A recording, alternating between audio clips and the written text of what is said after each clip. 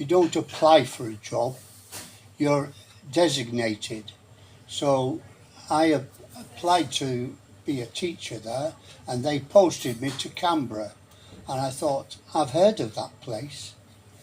And I had to catch a train, which took me more than 100 miles, to the capital. And I was met in the capital by a man named the headmaster of Canberra High School, who previously toured England with the Australian touring side. His name was Digger Delves. In rugby or cricket? Rugby. Okay. Rugby union.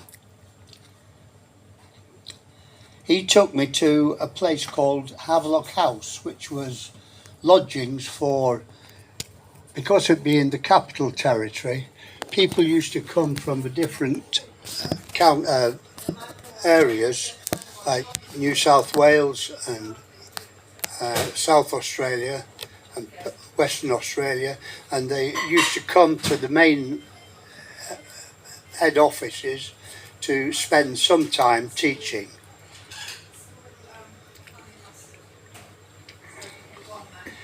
I remember playing for the Canberra High School. We had an annual match on Anzac Day against the Old Boys, and I remember the lads, I was trained with them, and they said, why don't you play against the Old Boys, which I did. Unfortunately, at half time, the headmaster pointed out to the Old Boys that I was the teacher, PE teacher, and not one of the schoolboys. And in the second half, I got battered. Battered, good and proper, Australian style. It was at this school that I met another teacher. I still remember him, Dave Jones, and he was a patrol officer in Papua New Guinea. And he used to tell us all about the stories about Papua New Guinea. I became so interested that I went to the local offices in Canberra and asked, is there any possibility of teaching up in Papua New Guinea? And they were quite welcoming and saying, yes, you could go there. So I applied, and I flew up from Canberra up over the volcano, Matapi volcano, which is still active, and I could look down into the volcano, and later on I was able to walk onto the surface of the volcano, and when you tapped your foot on the floor you could hear the echo. After I came out of the volcano, I thought that was a silly thing to do. Yeah. It was about this time that my mother-in-law, George's mum, used to write to me. She told me that Georgina was possibly going to get engaged. So I contacted my father and asked him, could he help me to get back home to England? Because I'd been out on the £10 assisted passage, he paid the £10 back, and I was allowed to get my passport and therefore fly back home. I proposed to Georgie, and we married within a few weeks. We got special dispensation. Never looked back.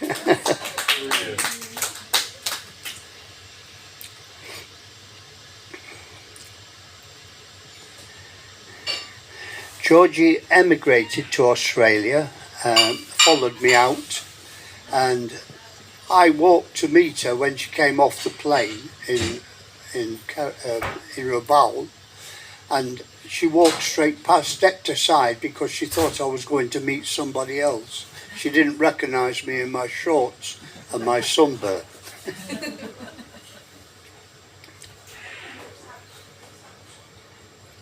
We spent 4 happy years in Papua New Guinea. Unfortunately, we lost a child and was buried there.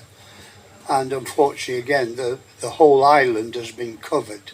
Rabaul has been covered with mountain ash, volcano ash.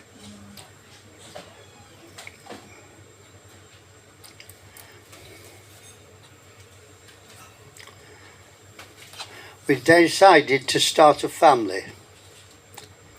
So I taught at a local school, and I remember one day, I still remember his name, John Flynn. He ran off from one of the classes. I chased him off the premises and pulled him back by the arm and pulled him back to school. I don't think he ever forgave me for that.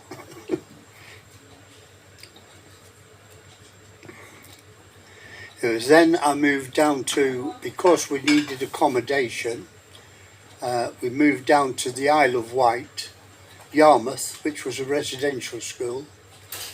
And it was a residential school, and we stayed there for a few years before moving across to West Grinstead, and then from West Grinstead to Shermanbury Grange, which was a children's home at the time. We still live there.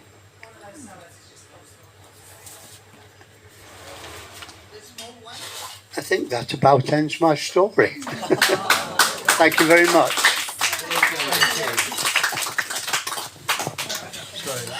Thank you. Big round of applause for Derek. That was exceptionally moving and lovely. Thank you. Really great. Well done, Derek. That can't have been easy. Well done. That's really interesting. That's great. Thank you. Any questions? Where is Papua New Guinea? That's my question. It's north of Australia. Big island above Australia is Papua New Guinea, but there are two smaller islands. One's called New Ireland and one's called New Britain. And it's on New Britain we were posted to. You were sent to wherever they wanted to go. Okay. And we went to a place called Kerevat, which was about 20 miles up from the main town, which was Rabaul, Okay. which is the main town on New Britain. I've We never. loved every minute.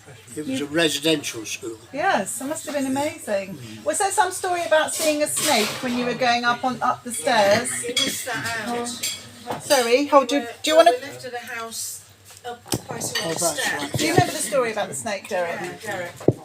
Oh, Tell the story about the snake real quick. yes.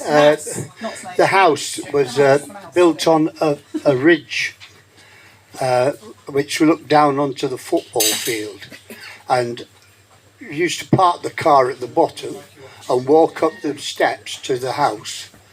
And we were walking up one day, and a python, quite a large python, must have been 12 to 15 foot long, just went across in front of me, virtually went over my toes, and I froze, and then I ran. Unfortunately, I left Georgia behind. But it was such a lovely place to live, and the children, the local children, were in boarding, came from all over the islands, and they had. I remember a couple of the names. One was a girl who used to do some help with us, General Mechtel. General. What's her first name? General. Yeah, Wonderful. that was her name, General. Yeah, there were quite a few like that. Pastep Penny, and they were lovely children. They listened to and believed every word that you said, and they'd do anything for you. And I used to take them all to the athletics, which was down in the main town, which was Rabaul, and they did a lot of running, and one or two of them finished up representing their country, Papua New Guinea, down in Australia, which was pleasing. Yeah, That's great. Well, thanks, and Derek. that's it. That's probably time for lunch now. That's